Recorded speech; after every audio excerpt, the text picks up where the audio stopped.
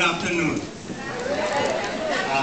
My name is Kedar Gupta. I live in great state of New Hampshire. I'm a place called Harris. And I'm a businessman. I always thought I don't know anything about politics.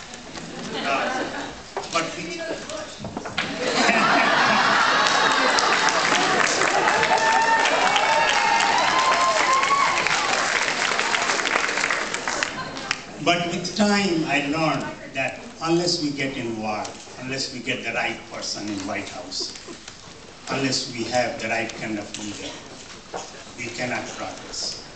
So with that kind of thinking, I'm so excited here and privileged to introduce you Senator Hillary Clinton to cover her innovative and exciting program to address our country's need for renewable and clean energy.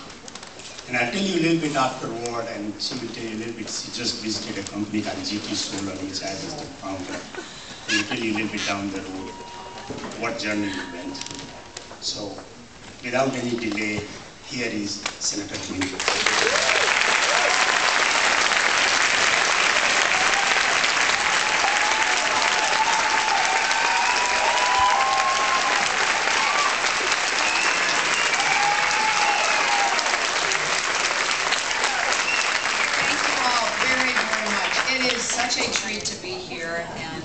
I thank you for joining me at the Adams Memorial Opera House. I will not be singing. That would cause a stampede to the exits, I'm afraid. But I am going to be talking with you, and then with two panelists, and then with all of you in the audience about the essential issue of how we in our country can create good jobs for the future, to rebuild a strong and prosperous middle class, to regain the innovation edge in the global economy. And I'm delighted that Representative Melanie LeBake would be here with me, and also Dr. Kedar Gupta. And you'll learn more about them in just a minute. I have been spending a lot of time thinking about how, as president, I can rekindle the innovative edge that America historically has enjoyed. And as Kedar said, I just came from GT Solar, a New Hampshire-based company that is pioneering new energy solutions.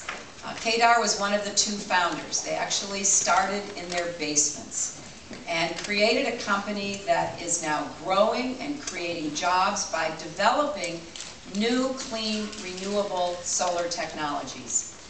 While I was there, I had a chance to learn more about this company that is actually exporting to China. Well, that's what we need to be doing, not just from New Hampshire, but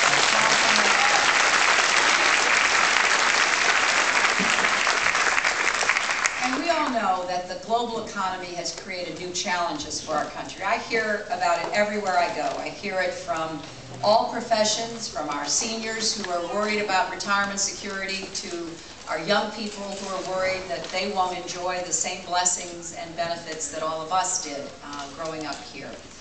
It's an economy where jobs are being shipped overseas and replaced by ones that pay 21% less. It's an economy that demands more from our workers and gives them less in return. Over the past 6 years, worker productivity in America has gone up 18%. That's a measurement that determines how much output an individual worker makes in an hour. American workers are the most productive in the world.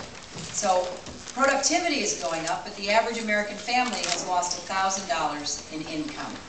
Corporate profits are going up. They're at a 40-year high. But we've seen college costs have gone up 40%. Healthcare premiums have doubled. Gas prices have more than doubled. So although some people in this economy, a very small slice, are doing very, very well, most of the rest of our people are just treading water, wondering when they're going to get a chance to get back to the American dream. You know, it's an economy that leaves millions of families feeling like they're standing on a trap door. They're just one diagnosis, one pink slip, one missed mortgage payment away from falling through. They're bearing all the risks of the global economy and realizing few of the rewards. So people ask themselves, what am I going to do? And they rightly ask their leaders, what are you going to do? Because I believe for the last 6.5 years, we've seen all the wrong answers to those questions. The answer the Bush administration gives to 47 million Americans without insurance is to veto the Children's Health Insurance Program. Their answer to rising income inequality is more and more tax breaks for the wealthy. Their answer to retirement insecurity is privatize Social Security. And their answer to energy dependence, tax cuts for oil companies, already reaping the largest profits in the history of the world. Well, I think Americans are ready for a change, don't you? Aren't you ready for a change?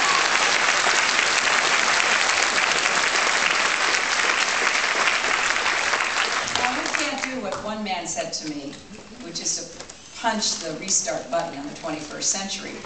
But what we can do is start acting like Americans again. We can roll up our sleeves, we can work together, we can get back into the solutions business. There isn't a problem we face that American ingenuity and know-how cannot conquer. So here's what I want to do. First, I will lead an Apollo project in clean, renewable energy. It is unconscionable that we are more dependent on foreign oil today than we were before 9/11. That is unconscionable.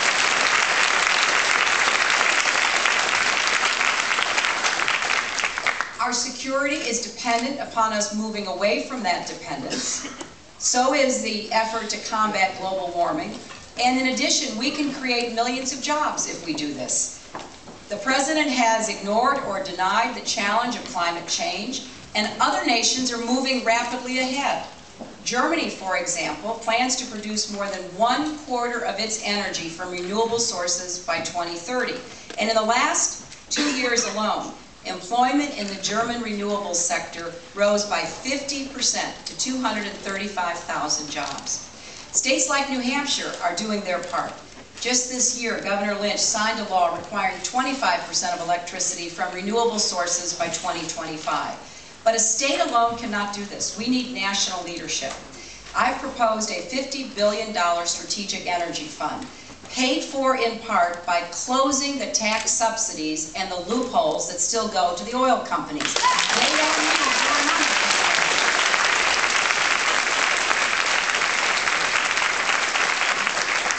This fund would invest in technologies that are available right now, like solar and wind and biomass.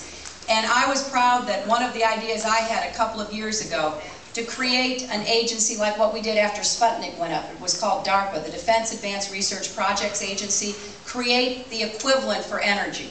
That's something that we put in the Senate energy bill. But we've got to get it passed, we've got to get it signed, and we've got to get it funded. And I will do that as president, because I want to bring together the best minds in both the public and the private sector to tackle this problem.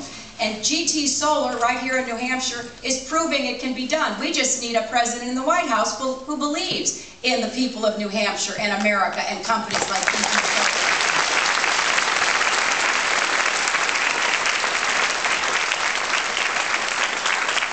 Second, as president, I will end this administration's war on science. They have muzzled scientists, they have disregarded scientific information.